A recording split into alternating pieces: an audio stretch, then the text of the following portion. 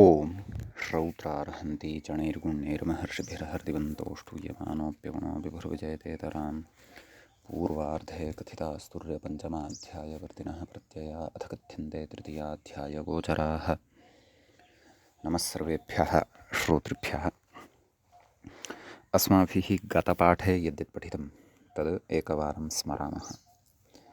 वयं वैयाकरणसिद्धान्तकौमुदी इत्याख्यस्य ग्रन्थस्य तत्र पूर्वकृदन्तप्रकरणं पठन्तः स्मः। प्रकरणस्यास्य अस्माकं क्रमे तत्र दशमः पाठः गतपाठः प्रवृत्तः। अस्मिन् दशमे पाठे तत्र सर्वादौ हरतेर्धृतिनाथयोः पशौ इत्येतस्य सूत्रस्य तत्र उदाहरणानि दृष्टानि। तत्र धृतिं हरतीति धृतिहरः इति उदाहरणं दृष्टं।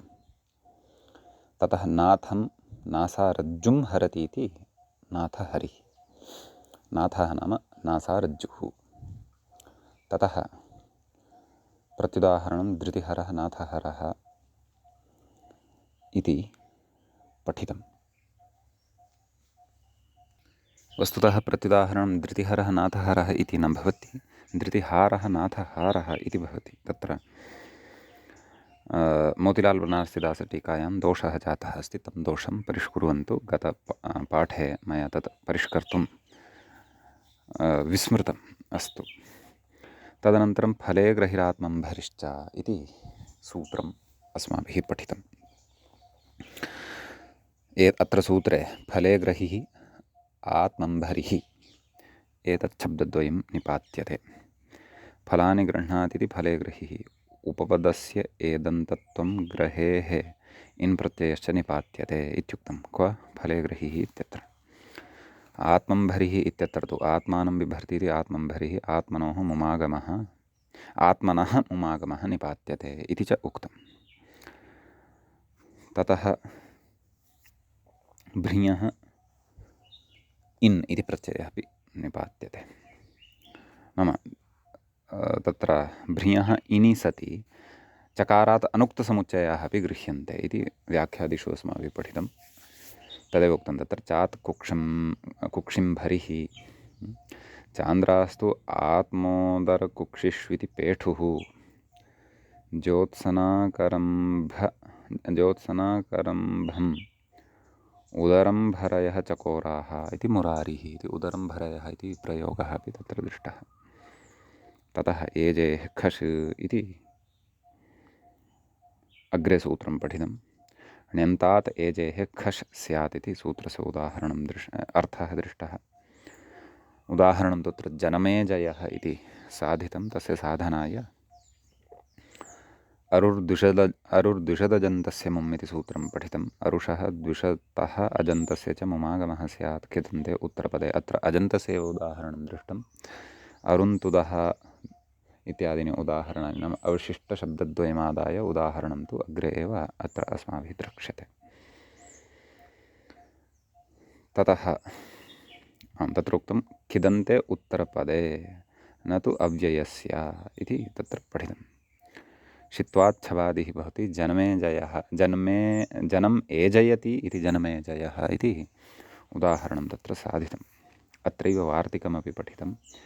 वातशुनीतिलशर्धेष्वजधेटतुदजहादिभ्यः खशोपसङ्ख्यानं, नाम वातादिषु उपपदेषु सत्सु अजादिभ्यः धातुभ्यः खशः उपसङ्ख्यानं कर्तव्यम् इति अत्र अर्थः दृष्टः। ततः वातमजामृगाः इति एकम् उदाहरणं दृष्टं। शुनिन्धयः इत्यत्र तु विशेषः उक्तः खित्यनव्ययस्य। खिदन्ते उत्तरपदे, खिदन्ते परे पूर्वपदस्य ह्रस्वः स्यात्, ततः मुम् इति। ततः शुनिन्धयः तिलन्तुदः शर्धञ्जहाः माशाः एतानि उदाहरणानि दृष्टानि। शर्धञ्जहाः इत्यत्र शर्धशब्दस्य अर्थः उक्तः। शर्धः अपानशब्दः, तञ्जहाति इति विग्रहः। जहातिः च अत्र अन्तर्भावितरण्यर्थः स्वीक्रियते इति चोक्तम्। ततः नासिकास्तनयोर्ध्माधेटोः इति अग्रिमं सूत्रम् अस्माभिः पठितम्। ततः तत्रोक्तम् अत्र वार्तिकञ्च पठितं, नाम यथासङ्ख्यनियमः अत्र नान्तर्भवति। अतः स्तनधेटो नासिकायां ध्मश्चेति वाच्यम् इति वार्तिकं तत्र पठितं। स्तनन्धयति इति स्तनन्धयः, धेटष्टित्वात् स्तनन्धयी इति स्त्रियामपि रूपं दृष्टं। नासिकन्धमः नासिकन्धयः इति च रूपद्वयं तत्र अन्यदपि साधितं। ततः नाडीमुष्ट्योश्च इति सूत्रं पठितं। नाडीमुष्ट्योः उत्तरपदयोः कर्मणोः ध्माधेटोः खस् स्यात् इति सूत्रस्य अर्थः दृष्टः।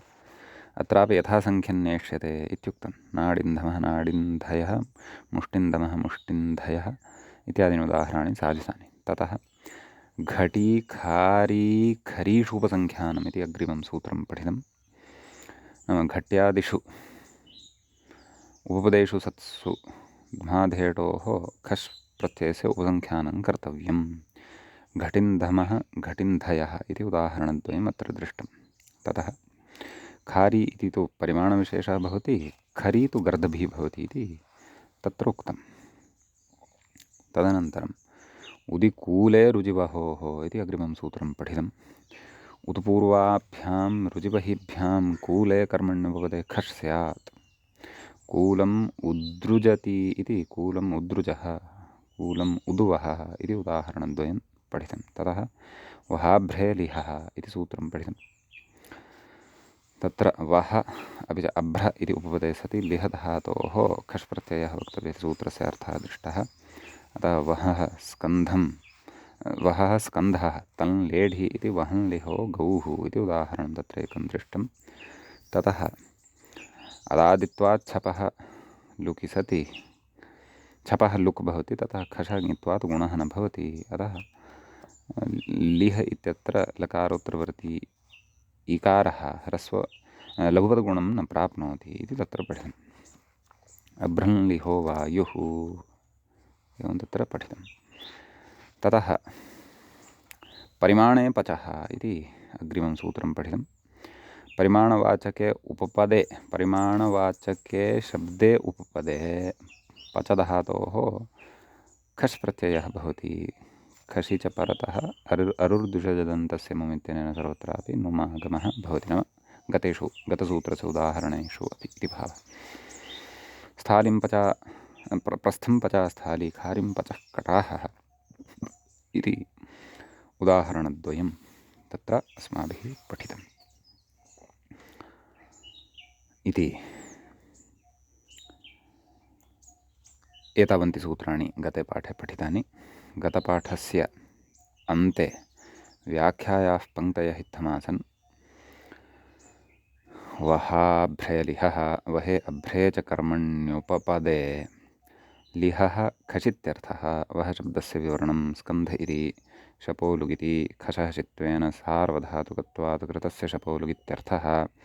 परिमाणे पचः, परिमाणं प्रस्थादि तस्मिन् कर्मण्युपपदे पचेः खशित्यर्थः। खारिं पच इति खित्यनव्ययस्य इति ह्रस्वः मुम् इति। एतावत्पर्यन्तम् अस्माभिः तत्र पठितं। व्याख्याभागः एतावत्पर्यन्तः अस्माभिः पठितः। अयम् अस्मत्क्रमे पूर्वकृदन्तप्रकरणस्य 10मः पाठः प्रवृत्तः अभूत्। अधुना तावत् अस्मत्क्रमे पूर्वकृदन्तप्रकरणस्यास्य 11 पाठः आरब्धो भवति। तत्र अग्रिमं सूत्रम् अधुना अस्माभिः पठनीयं वर्तते। मूले व्याख्यायाञ्च सूत्रं यदृश्यते तदस्ति मितनखे च इति। तत्र मितनखे इति सप्तमीविभक्तेः एकवचनान्तं भवति। तत्र च इति च अव्ययपदं भवति।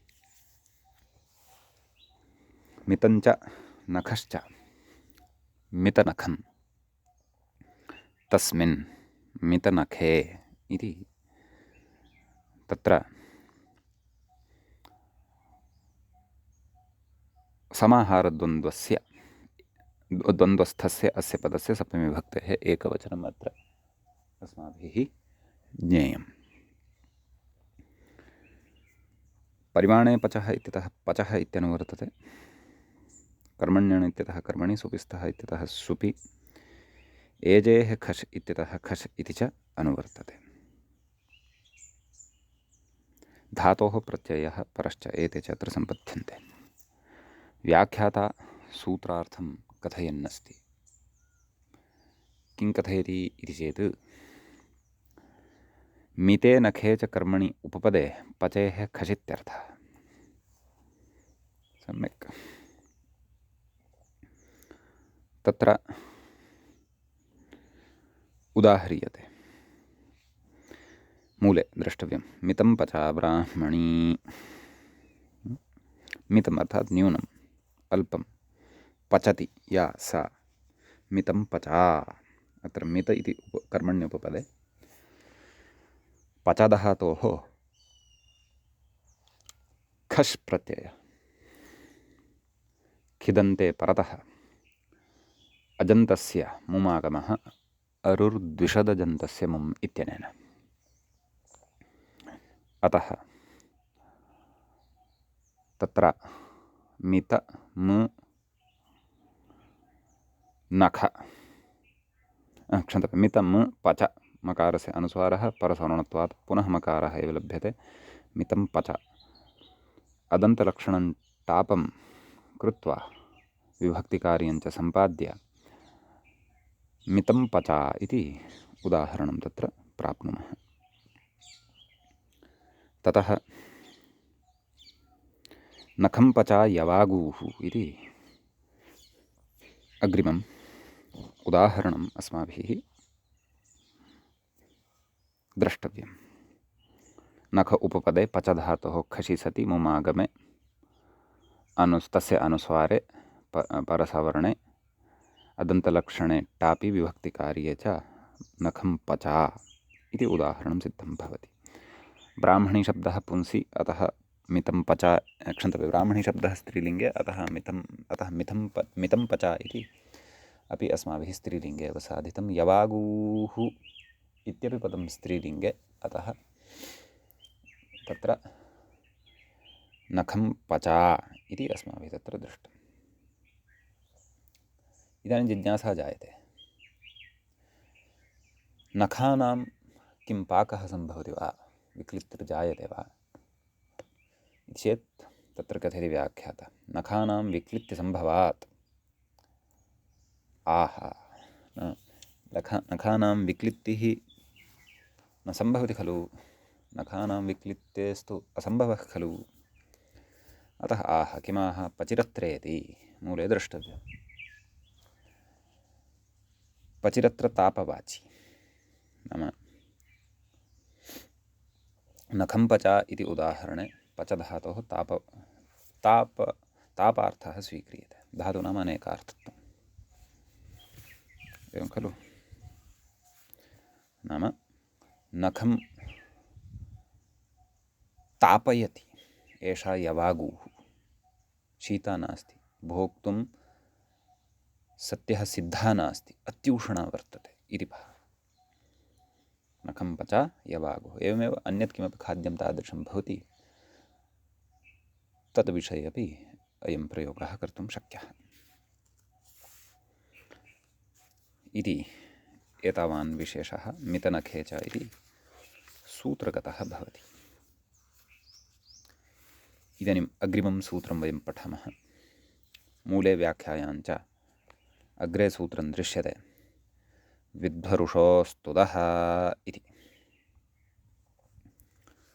सूत्रे विद्वरुषोः इति सप्तमी विभक्तेः द्विवचनान्तं पदं भवति। तुदः इति तु तुद् इत्येतस्य पञ्चमी विभक्तेः एकवचनान्तं भवति। कर्मण्यण् इत्यतः कर्मणि, सुपिस्थः इत्यतः सुपि, एजेः खश् इत्यतः खश्, धातोः प्रत्ययः परश्च एते च अधिकाराः अत्र लभ्यन्ते। ततः अत्र सूत्रस्य अर्थः द्रष्टव्यः। मूले तावत् स्पष्टत्वात् सूत्रार्थः नोक्तः, व्याख्यात्र उच्यमानः अस्ति। अर्थकरणादपि पूर्वं विध्वरुषोः इत्येतस्य पदस्य विग्रहः अत्र द्रष्टव्यः। विधुश्च अरुश्च विधुश्च अरुश्च विध्वरुषौ, तयोः विध्वरुषोः। अधुना व्याख्यात्रोक्तं सूत्रार्थं पश्यामः। विधु अरुस् अनयोः कर्मणोः उपपदयोः तुदः खश् इत्यर्थः। एवं खलु कर्मभूतौ एतौ यदा उपपदत्वेन भवतः तदा तुदधातोः खश् प्रत्ययः भवति। तुदव्यथने इति धातुः अस्माभिः पूर्वं पठितः अस्ति एव।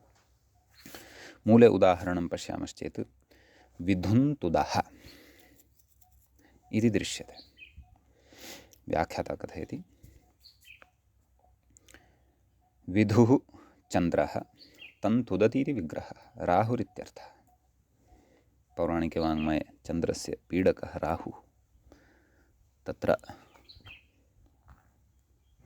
प्रत्यक्षार्थः भवति, नाम ग्रहणवेलायां छायाविशेषः राहुः चन्द्रस्य अदर्शनं कारयति, तत् तस्य पीडनम् अथवा ग्रहणमित्युच्यते। अस्तु, अरुस् शब्दे कथयति, अरुस् शब्दे उकारादुपरि मुमि कृते सकारस्य संयोगान्तलोपः इत्यर्थः। एवं खलु? तत्र कथं विग्रहः? अरुः तुदति इति अरुन्तुदः। तर्हि प्रकृते अरुस शब्दस्य तु अजन्तत्वं नास्ति खलु। अतः कथं मुम् इति चेत् अरुर्द्विषदजन्तस्य मुम् इति सूत्रे अरुस् इति शब्दपाठसामर्थ्यादेव प्रकृते अरुस् इत्यस्य शब्दस्य मुम्। स च मिदुचोन्त्यात् परः इति परिभाषाबलात् रेफोत्तरवर्तीयः उकारः तस्मात् उकारात् परतः आगत्य तिष्ठति। अतः अरु म स तुदः इत्यत्र संयोगान्तस्य लोपः इत्यनेन सकारस्य लोपः भवति इति व्याख्याता कथयन्नस्ति। अरुम तुदा मकारस्य अनुस्वारः, अनुस्वारस्य परसवर्णत्वेन नकारः लभ्यते। अरुं तुदा। मर्मस्थलविशेषः अरुः इत्युच्यते नपुंसकलिङ्गे। तदेव व्याख्याता कथयति अरुं तुद इति। अरुर्मर्म तत् तुदति इति विग्रहः, कोमलस्थलविशेषः शरीरादौ। सम्यक्। ततः अस्मिन् सूत्रे तु एतावानेव विशेषः भवति। विधुन्तुदः अरुन्तुदः इति उदाहरणद्वयम् अत्र दृष्टम्। अधुना अग्रे अग्रिमं सूत्रं पठामः। व्याख्याता इङ्गितं करोति असूर्यललाट। मूले पश्यामश्चेत् असूर्यललाटयोर्दृशितपोः इति भवति।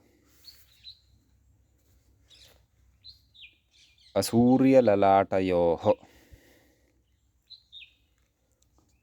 इति प्रथमं पदं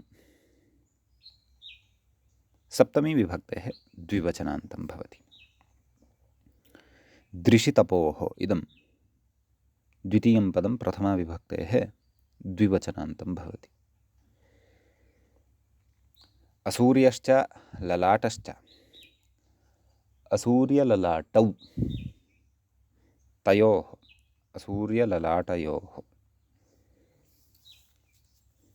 दृशिश्च तप च, दृशितपौ, तयोः, दृशितपोः। षष्ठीविभक्तेः द्विवचनान्तम् इदं भवति। पञ्चम्यर्थे षष्ठी अत्र तदेव व्याख्याता कथयति दृशितपोरिति पञ्चम्यर्थे षष्ठी। सूत्रार्थं च कथयति असूर्ये ललाटे च कर्मण्युपपदे दृशेः तपेश्च खश इत्यर्थः। यथासङ्ख्यम् अत्र व्यवस्था अस्माभिः ज्ञातव्या भवति। अग्रे कथयति व्याख्याता असूर्यमिति इति मूले पश्यामः। असूर्यमिति असमर्थसमासः। कथयति असूर्यं पश्याः इत्युदाहरणे असूर्यम् इति असमर्थसमासः सौत्रः इत्यर्थः। कुतः असामर्थ्यमित्यतः दृशिनेति मूले द्रष्टव्यं। दृशिना नयः सम्बन्धात् इति। दृशधातुः यः वर्तते तस्य नया सम्बन्धः वर्तते। एवं खलु व्याख्याता कथयति सूर्यं न पश्यन्ति इत्यर्थं नयः दृशिना अन्वितत्वेन सूर्यशब्देन अन्वयाभावादित्यर्थः।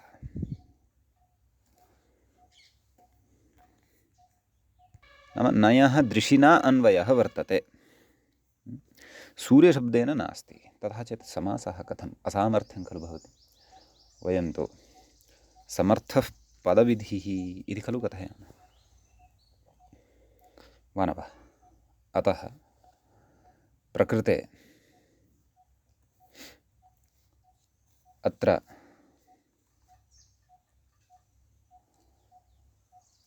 समर्थः पदविधिः इत्येतस्य अनुशासनस्य कारणात् समासः न स्यात् इति चेत् सौत्रः समासः असमर्थसमासः अत्र उच्यते। एतादृशाः असमर्थसमासाः अस्माभिः पूर्वं क्वाचित्काः चर्चिताः व्याख्यासु वा इति स्मरन्नस्मि। काव्येषु भृशम् एतादृशाः असमर्थसमासाः दृश्यन्ते। भवतु अग्रे कथयति। अस्तु, अग्रे अग्रिमम् उदाहरणमस्ति। तर्हि व्याख्याता कथयति सूर्यं न पश्यन्ति इति असूर्यं पश्याः राजदाराः। नाम अत्र असूर्य इति उपपदे सति तत्र दृशधातोः खश् प्रत्ययः, खशः शित्वा तदृशधातोः पश्यादेशः, पश्य आ, ततः असूर्य पश्या, शबादिकमपि भवति, पररूपादिकं सर्वमत्र द्रष्टव्यम्। अरुर्द्विषदजन्तस्य मुमित्यनेन मुमागमः। असूर्य म पश्य अनुस्वारः पुनः परसवर्णत्वेन मकार एव, परसवर्णत्वेन पुनः मकार एव। असूर्यं पश्य राजदारः, राज्ञां दाराः राजदाराः। ताः सूर्यमपि न पश्यन्ति, ताः अन्तः एव भवन्ति, अन्तः एव तेषां समग्रं जगत् भवति, तथा विलासिता भवति तासाम् इति भावः। अतः इत्थं तत्र द्रष्टव्यम्। ललाटं तपःसूर्यः इति अग्रिमम् उदाहरणं। व्याख्याता कथयति ललाटं तपसूर्य इति ललाटं तपति इति विग्रहः कथयति सूर्यं पश्यतः ललाटस्य अवश्यं तापादिति भावः। ललाटे तापः खलु जायते यदि वयं तत्र सूर्यं पश्येम तर्हि सम्यक् इति अत्र अयं विशेषः अस्मिन् सूत्रे वर्तते। अग्रे इदानीम् अग्रिमम् उदाहरणम् अग्रिमं सूत्रम् अस्माभिः पठनीयं वर्तते। तत्र व्याख्याता कथयति उग्रं पश्य। मूले सूत्रं पश्यामश्चेत् उग्रं पश्येरं मदपाणिन्धमाश्च इत्यस्ति। सूत्रे उग्रं पश्येरं मदपाणिन्धमाः इति प्रथमाविभक्तेः बहुवचनान्तमिदं भवति। च इति अव्ययपदं भवति। व्याख्याता कथयति उग्रं पश्य इरं मद पाणिन्धम येषां द्वन्द्वः, नाम एतेषां शब्दानां प्रकृते द्वन्द्वः भवति इति भावः। व्याख्याता कथयति एते निपात्यन्ते, एते शब्दाः प्रकृते निपात्यन्ते इति भावः। तत्र अग्रे कथयति व्याख्याता उग्रं पश्य इति। मूले पश्यामः उग्रम् इति क्रियाविशेषणम् अस्ति। तस्मिन् उपपदे दृशेः खश् निपात्यते इति भावः। उग्रं पश्यति इति उग्रं पश्यः व्याख्याता कथयति खसि शप् पश्यादेशः। केन? पाघ्राद्मः इत्यादिना सूत्रेण। उग्र पश्य मुमागमः उग्रं पश्य अनुस्वारः परसवर्णः उग्रं पश्य विभक्तिकार्ये कृते सति उग्रं पश्यः उग्ररूपेण उग्रदृष्ट्या यः पश्यति सः उग्रं पश्यः भवति इति भावः। अग्रे व्याख्याता कथयति इरा शब्दस्य विवरणम् उदकमिति मूले द्रष्टव्यम्। इरोदकं नाम इरा उदकं भवति, नाम उदकस्य नामान्तरम् इरा इति भवति इति भावः। अग्रे कथयति इरं मद इति। तत्र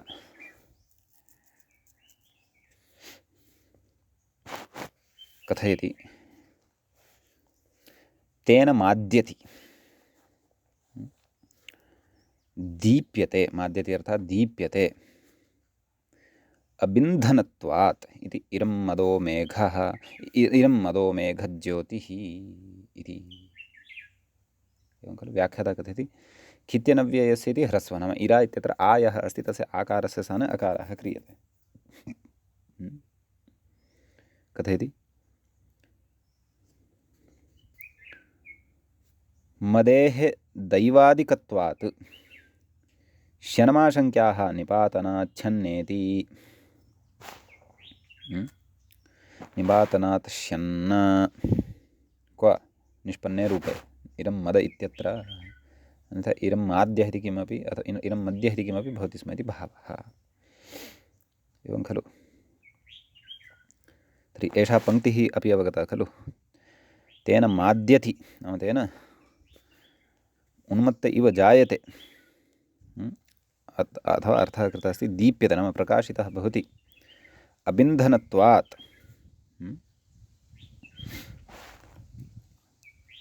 अप् रूपम् अर्थात् अब्रूपम् इन्धनं यद् वर्तते,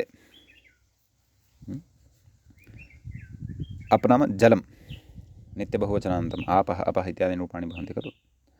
तद् इन्धनत्वात् इरं मदो मेघज्योतिः, नाम अयं मेघज्योतिः इरं मदः वर्तते, नाम जलेन जलरूपी इन्धनं सम्प्राप्य तत्र देदीप्यमानः भवति अयं मेघज्योतिः। तादृशः अयं मेघज्योतिः इरं मदः भवति। अयं शब्दः अत्र निपात्यते। शन्तु न भवति इति उक्तम्, अन्यथा मेद्यति इति वत् मिदधातुः स्वीकृतश्चेत् तर्हि तत्र मेद्यति इति स्यात् खलु इति भावः। वा न वा? व्याख्यायां मदेः इत्युक्तं मिदेः इति वक्तव्यं, तत्र प्रायः टङ्कणदोषः वा इति। मिदेः दैवादिकत्वादिति भावः, मेद्यति साध्यते खलु। नैव मेदेः इति नास्ति, मद् इत्येव अस्ति। सम्यक् अत एव माद्यति इत्युक्तवान् खलु, अत एव इदं मदः इति सिद्ध्यति, अन्यथा इदं मिदः इति सिद्ध्येत। अतः व्याख्यायां दोषः नास्ति, ममैव दोषः, मदेः इत्येव। अस्तु, भवतु। अग्रे पाणिन्धम इति इत्यस्ति। तत्र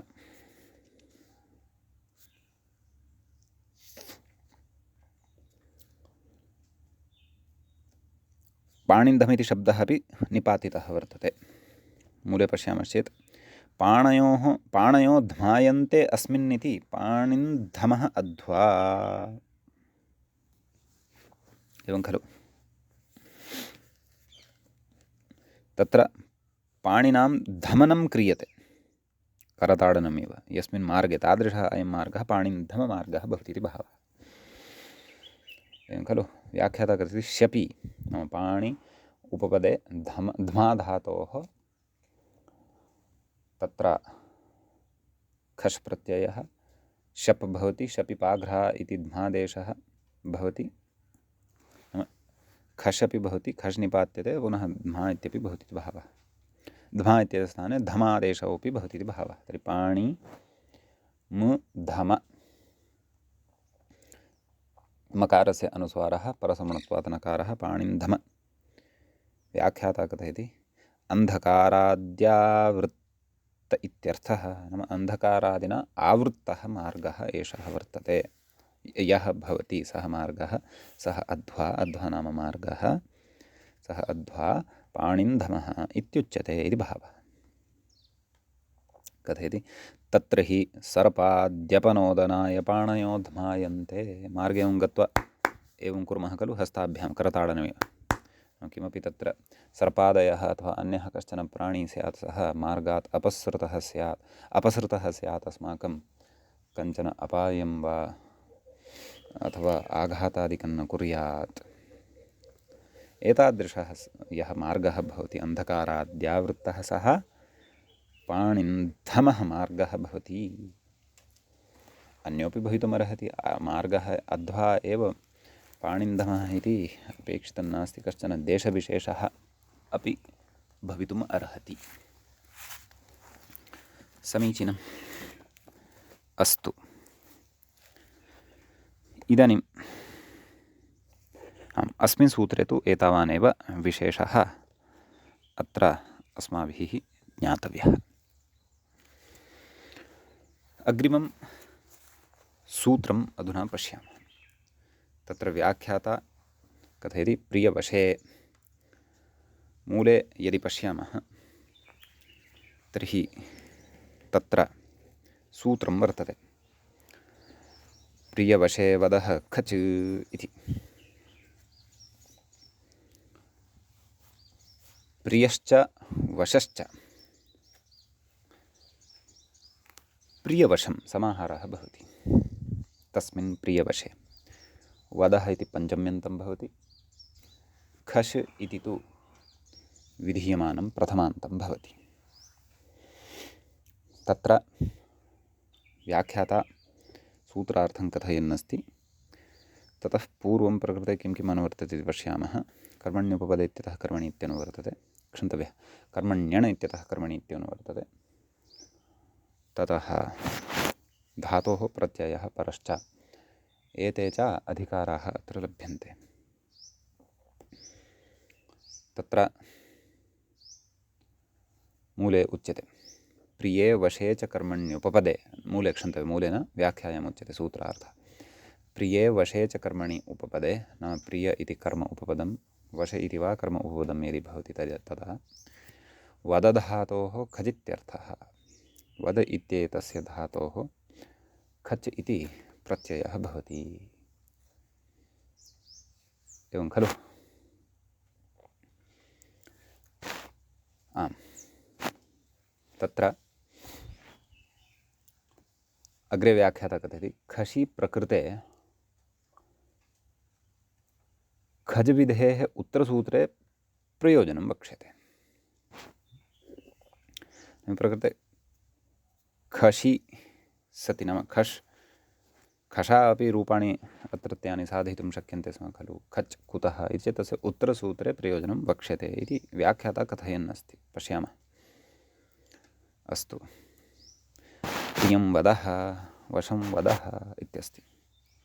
प्रियं वदति इति प्रियं वदः प्रिय इति उपपदे सति कर्मण्युपपदे सति वद धातोः खचि मुमागमे अरुर्द्विषदजन्तस्य मम इत्यनेन मकारस्य अनुस्वारः प्रियं वदः इति सिद्ध्यति। ततः वशं वदः वशं वदति इति वशं वदः नाम अधीने कस्यचित् अधीने यः वदति एवं खलु। आज्ञाकारी इति भावः। वशं वदः इति साध्यते इति उदाहरणद्वयम् अत्र। अत्र कानिचन वार्तिकानि सन्ति, तानि वार्तिकानि पठामः। व्याख्याता कथयति गमेः सुपिवाच्य इति मूले द्रष्टव्यम्। गमेः सुपिवाच्यः इत्युक्तम्। कोऽर्थः? व्याख्याता कथयति खजिति शेषः नाम अर्थः तु अस्माभिः स्वयमेव अत्र कर्तव्यः। सुप्युपपदे सुबन्ते कस्मिंश्चित् उपपदे गम् धातोः खच् प्रत्ययः वक्तव्यः इति कथयति। असंज्ञार्थमिदं व्याख्याता कथयति ननु संज्ञायामित्यनुवृत्तौ गमश्च इति वक्ष्यमाणसूत्रेण एव इति सूत्रेण एव सिद्धे किमर्थम् इदं वार्तिकम् एवं खलु। तत्र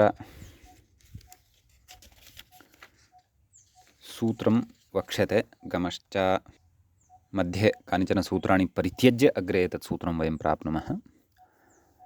47 सूत्रम् अत्रैव पादे भवति। प्रियवशे वदः कचित् तु 38 भवति। तत्र गमश्च इति सूत्रात् पूर्वम् अस्ति संज्ञायां भृतृ वृजितहारि सहितपिदमः इति। सम्यक् तत्र कथयन् ननु संज्ञा व्याख्याता ननु संज्ञायाम् इत्यनुवृत्तौ गमश्चेति वक्ष्यमाणसूत्रेणैव सिद्धे किमर्थमिदं वार्तिकम् इत्यतः असंज्ञार्थमिति इदम् उक्तं खलु मूले। असंज्ञार्थमिदं सम्यक् न असंज्ञायां गम्यमानायामपि खच् भवतु तदर्थम् इदं वार्तिकं कृतम्। मितङ्गमो हस्ति इत्यस्ति। तत्र मितं गच्छति इति विग्रहः। तर्हि प्रकृते गमेः सुपिवाच्यः इत्यनेन खच् प्रत्ययः भवति। मित इति कर्मणि उपपदे गमधातोः मितगम् अ कचः चित्वाभावात् अन्यानि शिदाश्रितानि कार्याणि न भवन्ति। अस्तु तर्हि मित गम् अ किदन्ते परतः अरुर्द्विषदजन्तस्य मुम् इत्यनेन मुमागमे मितं गम अनुस्वारः भवति। परसवर्णत्वेन ङकारः एव लभ्यते। मितङ्गमः विभक्तिकार्ये कृते सति मितङ्गमः उत्वसन्धिकार्ये कृते च सति मितङ्गमो हस्ति इति हसि च इत्यादिना लभ्यते। हसि च इत्यनेन लभ्यते। समीचीनम्। इदमेकमत्र वार्तिकम्। वार्तिकान्तरम् अत्र पठ्यते। विहायसो विह इति वाच्यं व्याख्याता कथयति विहाय शब्दः आकाशे वर्तते। नाम विहायस् इति सकारान्तशब्दः आकाशार्थे प्रयुज्यते। कथयति तस्मिन् उपपदे गमेः खच् एवं खलु। अपि च तत्र विहायस् इति शब्दस्य विह इति आदेशोऽपि वक्तव्यः। विहायस शब्दस्य स्थाने विहादेशः इति। एवं खलु व्याख्यात्रा उक्तं तस्मिन् उपपदे गमेः खच् इत्यपि अस्ति एव। व्याख्याता कथयति अग्रे गमश्च इति वक्ष्यमाणसूत्रेण पूर्ववार्तिकेन वा सिद्धः खच् च अनुद्यते। सिद्धः खच् च इत्यनुद्यते। किं किं पुनः पठनीया पङ्क्ति गमश्च इति वक्ष्यमाणसूत्रेण पूर्ववार्तिकेन वा सिद्धः खच् च इति अनुद्यते। पङ्क्तिः एवमेव वा खच्च इत्यनुद्यते। वस्तुतः च अत्र इन्वर्टेड् कॉमा द्वये स्वीकृतः वर्तते विशेषेण। तस्य प्रयोजनं नास्ति, मया तु नावगम्यते। भवन्तः पाठकाः यदि अभिप्रायमस्य अवगच्छेयुः तर्हि कृपया पश्यन्तु। अहं तु चिन्तयामि एतद् किमपि नास्ति, एतद् एवमस्ति वाक्यं किं गमश्चेति वक्ष्यमाणसूत्रेण पूर्ववार्तिकेन वा सिद्धः खच् च अनुद्यते इति मया पाठभेदः दृष्टः, तदा खच्च इति अस्ति।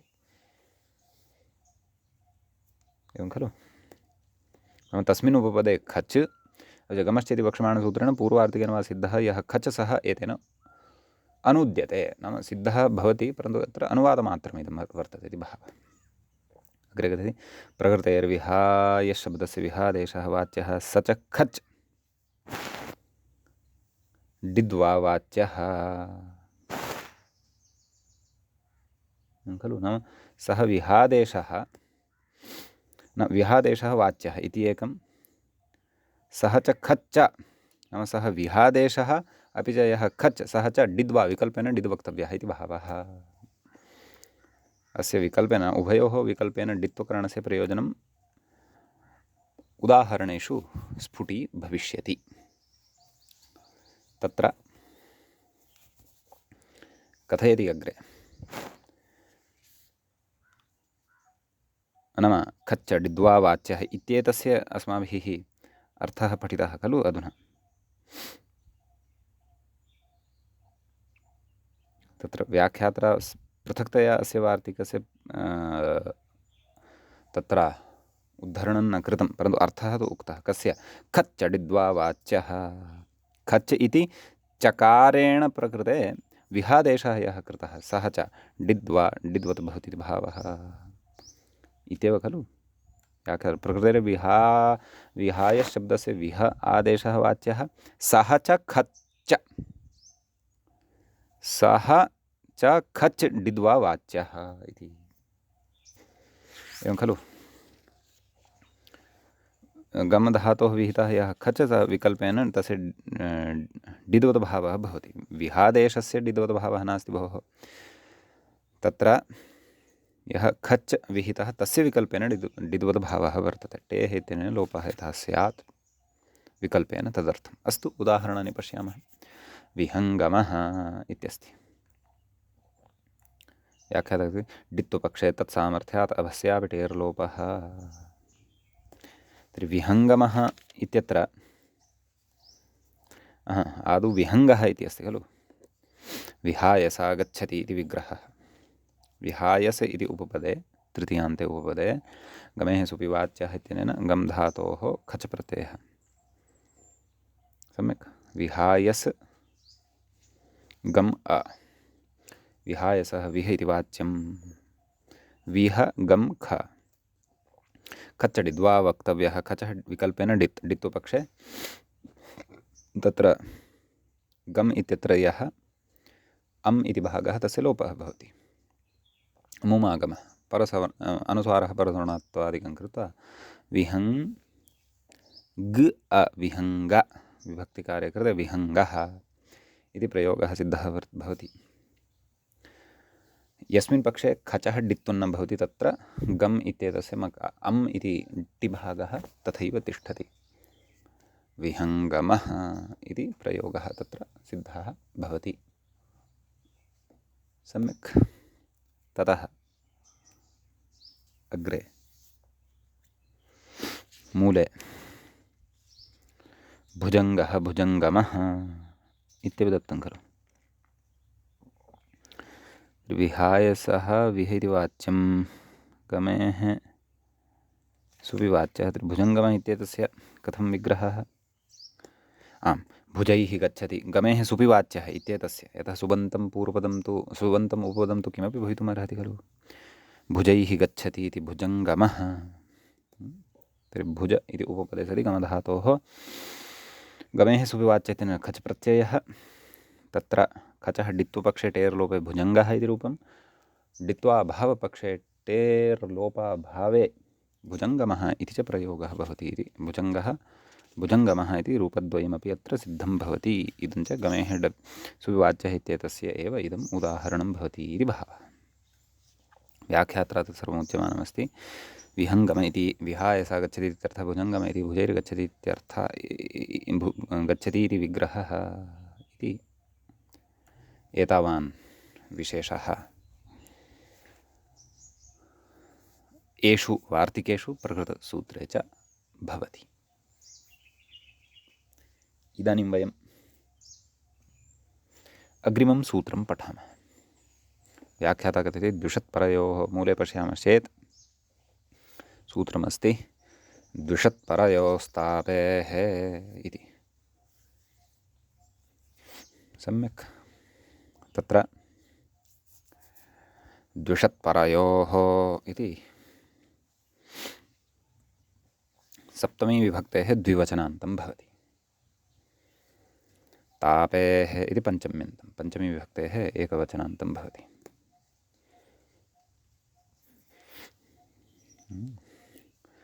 द्विषच्च परश्च, द्विषत्परौ तयोः, द्विषत्परयोः कर्मण्यण् इत्यतः कर्मणि, सुपिस्तः इत्यतः सुपि, प्रियवशेवदः खच् इत्यतः खच्, धातोः प्रत्ययः परश्च एते च अधिकाराः अत्र लभ्यन्ते। व्याख्याता कथयति तपदाहे चुरादिः तपसन्तापे भ्वादिः द्वयोरपि ण्यन्तयोस्तापेरिति निर्देशः। ण्यन्तौ उभावविप्रकृते स्वीकृतौ वर्तेते इति भावः। सम्यक्, खत् स्यादिति इत्यस्ति सूत्रार्थः, शेषपूर्णेन सूत्रार्थः उक्तः वर्तते। खत् स्यात् मूले पश्यामश्चेत्, नैव व्याख्यातारं पश्यामश्चेत् सः कथयति द्विषत् पार अनयोः कर्मणोरुपपदयोः तापेः खजित्यर्थः। अनयोः कर्मणोः उपपदयोः सतोः तापधातोः खच् प्रत्ययः भवति इति अस्य अर्थः भवति। एवं खलु। ततः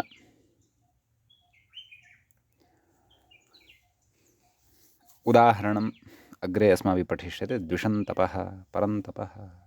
व्याख्याता कथयति द्विषत् तापि अ इति स्थिते, अ कः खच् अस्ति, तापि इति ण्यन्तः धातु इति स्थिते आह मूले व्याख्यायाञ्च सूत्रमस्ति खचि ह्रस्वः इति। सम्यक्, खचि इति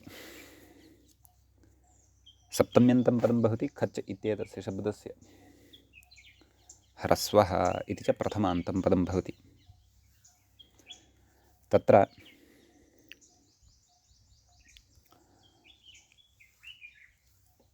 प्रकृते किं किम् अनुवर्तते व्याख्याता कथयति दोषोणौ इत्यतः णौ इति, उदुपधायाः इत्यतः उपधायाः इति च अनुवर्तते। तदाह खच् परेणाविति, अर्थात् षाष्ठम् इदं सूत्रं वर्तते, अतः तत्र अनुवृत्तिप्रसङ्गः द्रष्टव्यः, सूत्रार्थः द्रष्टव्यः। खच् परेणौ नाम तादृशः णिप्रत्ययः, तादृशः णिच् परतः भवेत् यस्मात् परतः खच् भवेत्। खच् परेणौ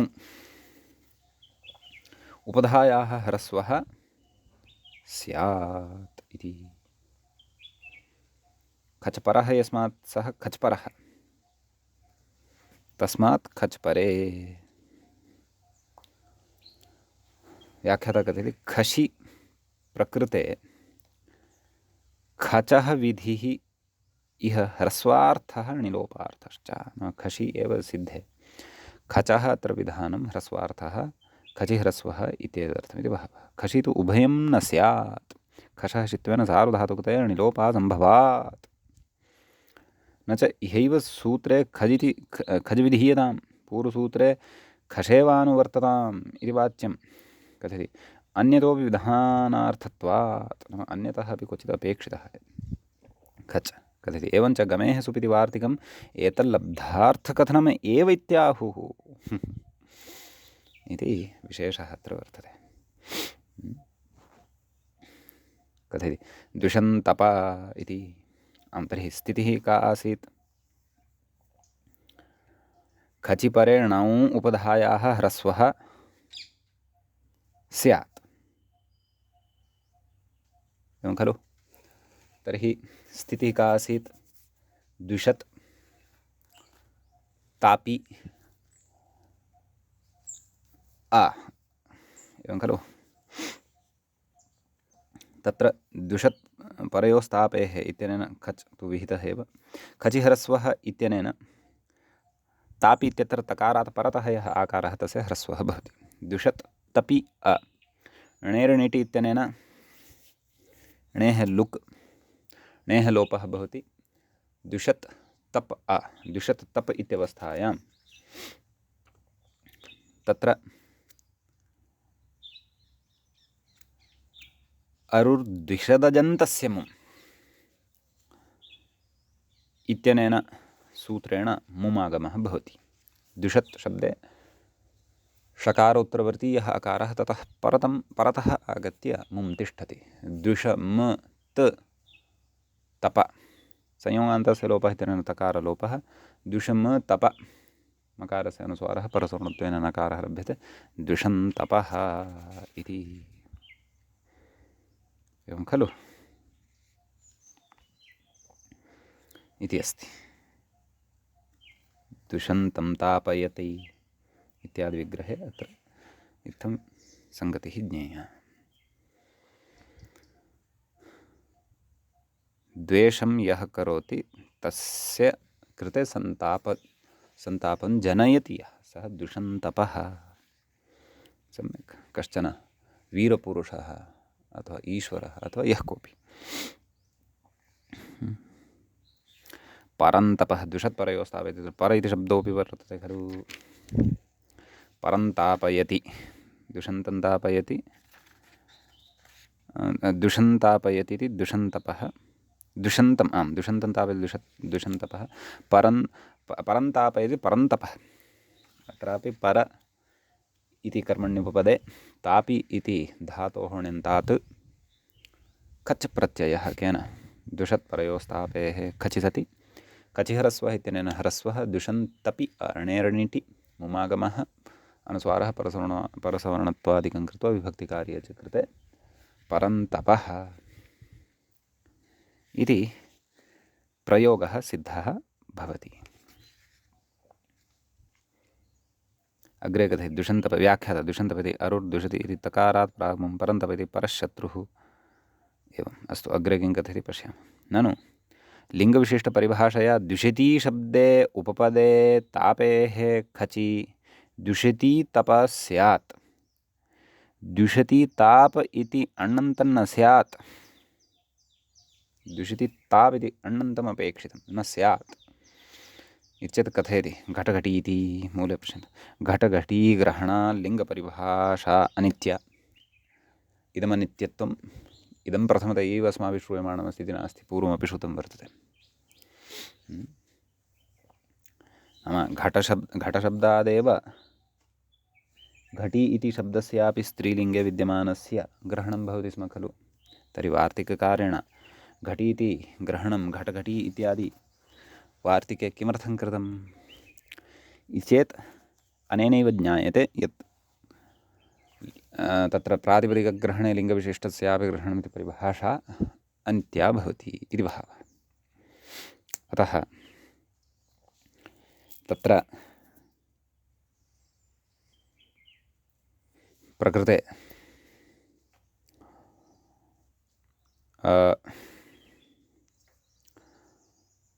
तेनेह न कथयति द्विषतीं तापयति द्विषती तापः नाम अत्र खच् न इति भावः व्याख्याता कथयति शक्तिलाङ्गलाङ्कुश यष्टितोमरघटघटी धनुषु ग्रहेरुपसङ्ख्यानम् इति घटग्रहणेनैव लिङ्गविशिष्टपरिभाषया घटीशब्दस्यापि सिद्धे पुनर्घटीग्रहणं लिङ्गविशिष्टपरिभाषा अनित्येति विज्ञायते इत्यर्थः उपपदविधौ लिङ्गविशिष्टपरिभाषा नेति ज्ञापसूत्रे भाष्याच्चेति द्रष्टव्यम्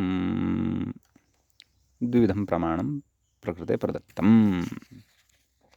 अतः द्विषतीं तापयति इत्यत्र खच् न भवति अपि तु अणेव भवति अतः द्विषती तापः इति प्रयोगः तत्र भवति इति भावः एवं खलु इति अस्ति विशेषः अत्रत्यः एतावान् विशेषः एतत् सूत्रद्वये पठितः द्विषद्वरयोस्तापे खचिरस्वः ह्रस्वविधायकं सूत्रं तु षष्ठं सूत्रम् अत्र अस्माभिः प्रसङ्गानुरोधेन पठितम् अग्रे सूत्रं दृश्यते मूले व्याख्यायाञ्च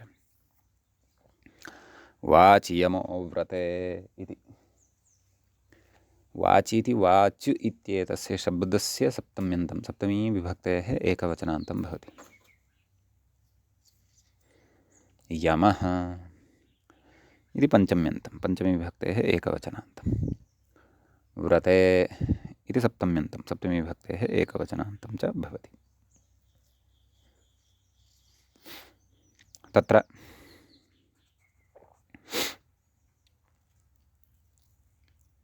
अग्रे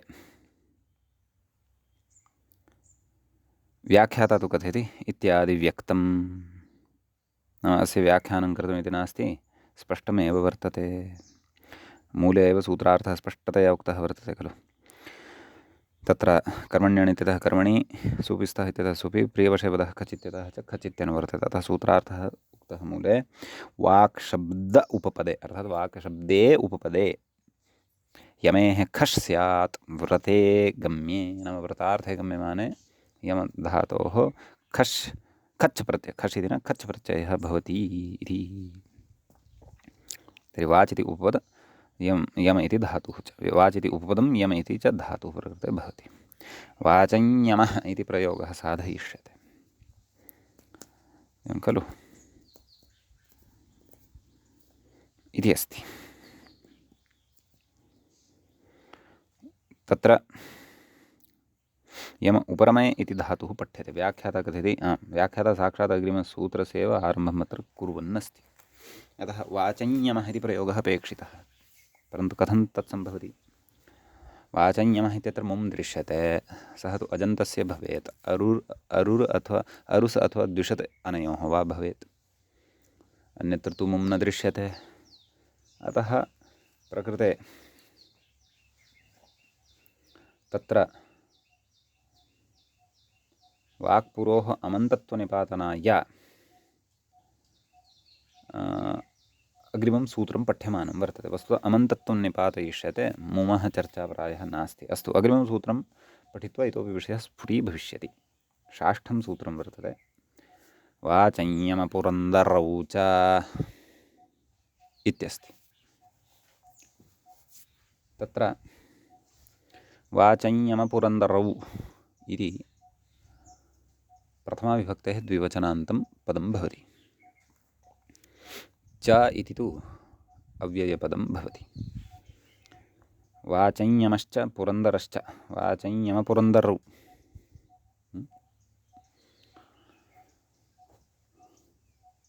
इतरेतरयोगद्वन्द्वः च इति तु अव्ययं भवत्येव व्याख्याता कथयति वाक्पुरोरिति मूले अस्ति खलु वाक्पुरोः अमन्तत्वं निपात्यते नाम वाच् इति शब्दस्य पुर् इति शब्दस्य च अमन्तत्वं निपात्यते वाच् इत्यत्र चकारः अस्ति खलु अम् अन्ते आगच्छति वाचं वाचञ्यमो मौनव्रती इति भवति तर्हि तत्र तदेव वाच् उपपदे सति यमधातोः खच्च प्रत्ययः तु गतसूत्रेण एव एवं खलु वाचं यं खच् इत्यस्य अ अवशिष्यते वाचन्यम अ एवं खलु खच् षित् नास्ति अतः पाघ्रात्मा इत्यनेन यम धातोः स्थाने यच्छादेशोऽपि न भवति अतः खचः सार्थक्यं वर्तते वाचन्यमपुरन्तरौ इत्यनेन च अमन्तत्वं निपात्यते अतः वाच अम् अपि च यम् अ वाचं यम मकारसनुसारः परसवर्णत्वम् अपि भवति पक्षे अनुस्वारत्वे एव चेत् वाचञ्यमः यतः परसवर्णत्वं सर्वत्रापि वापदान्तस्य इत्यनेन विकल्पेन एव भवति वाचञ्यमो मौनव्रती इति नाम मौनव्रती यः भवति तस्य कृते वदामः अयं वाचञ्यमः वर्तते इति व्रतार्थे गम्यमाने एव वाच उपपदे सति यमधातोः खच् व्रतार्थः यदि न भवति तर्हि किं तत्र कथयति व्याख्या व्रते किम् अशक्त्यादिना वाचं यच्छति इति वाग्यामः एवं खलु तत्र प्रकृते व्रतार्थः नास्ति अशक्त्यादिना वाचं यच्छति नाम अशक्तेः कारणात् यः मौनं तिष्ठति इति भावः वक्तुं शक्तिरेव नास्ति सः वाग्यामः तत्र कर्मण्यनित्येव भवति उपधावृद्ध्यादिकं कृत्वा वाग्यामः इति लभ्यते भावः व्याख्याता किम् उक्तवान् वाचं यच्छति पुरन्दारयति इति विग्रहे यमेर्दारेश्च खच्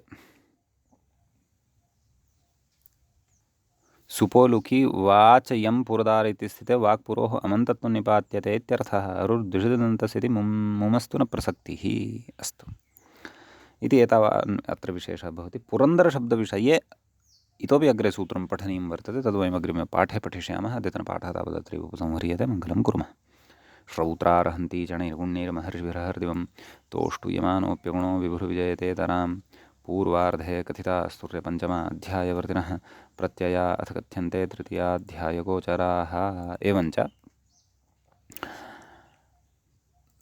पूर्वकृतन्तप्रकरणस्यास्य अस्माकं क्रमे एषः 11 पाठः सम्पन्नतां गतः नमः सर्वेभ्यः श्रोतृभ्यः भवद्भ्यः